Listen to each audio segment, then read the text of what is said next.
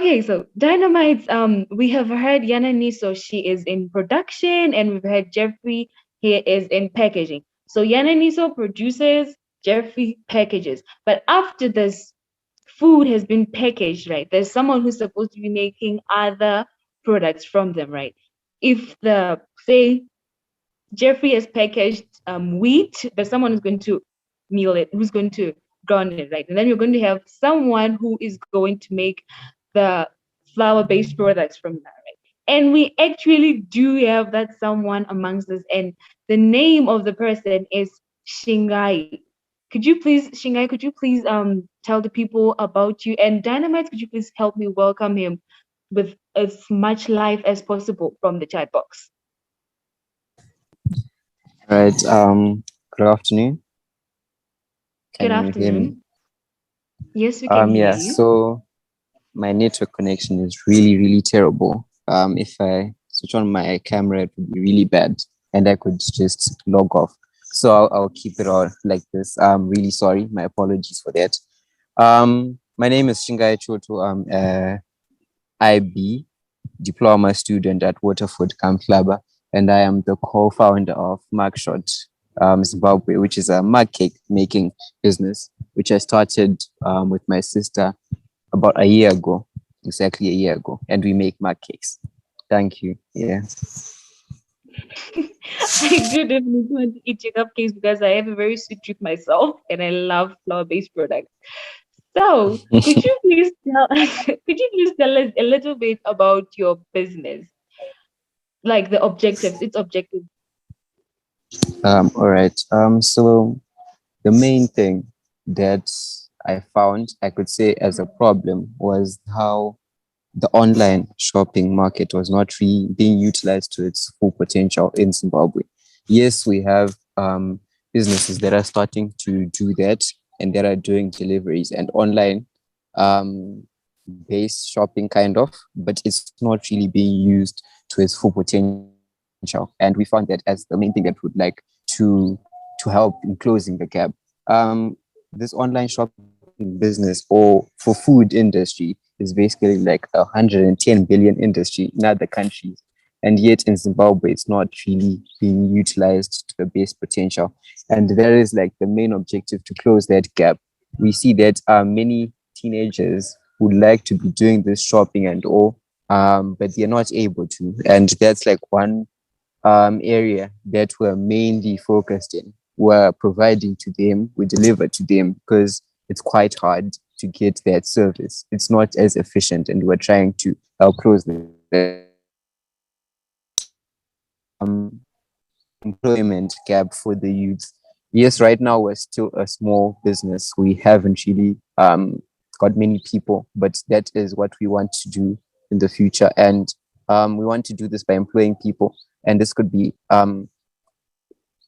in our packaging with what we want to be doing, making more mug cakes as we grow bigger. And hopefully, as we would want to open a restaurant, we want people to come in and would like to close that employment gap. And lastly, an environmentally aware company, like all the others who've come here. I'm also a climate activist, and I'm really passionate about that. For us, would like to move from little plastic to actually none, where our packaging is all good material, environmentally safe material, and at the same time helping in fighting this crisis that we have. So those are our objectives. Wow. So you're an environmentalist and Vietnamese is an environmentalist and Jeffrey is an environmentalist. This is amazing. This is amazing. Okay, so Yeah. could you please tell us of your motivation to start the business, your inspiration to start the business? All right. So the main motivation, I'm an alumnus of Star Leadership, and during our 1 year gap year, we were being taught, we had entrepreneurship lessons, and in these entrepreneurship lessons, I would say that they were really eye opening, and it was really really great exposure. But I got to a stage where I was just learning and learning and learning, and for me, I now wanted to do something practically because it was more of, okay, we've learned this. Now what? What are you going to do with this? And so now it was more about me getting what I have been taught and implementing that practically so that I can also learn from that practically and seeing um, how best I could use what I had been taught. So this like was the main motivator of this. And I had a little book at that time since I knew about entrepreneurship now. So I had a little book that I had, and I would just be writing ideas, which I really recommend.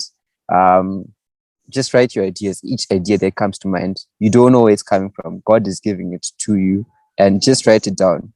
Maybe you don't use it now, but you may need it in the future, and you have the money to start it. So I just would be writing. So I had other business off. I wanted to start farming at home. But yeah, that didn't work out. I wanted to start a drone business, but the capital was quite a lot.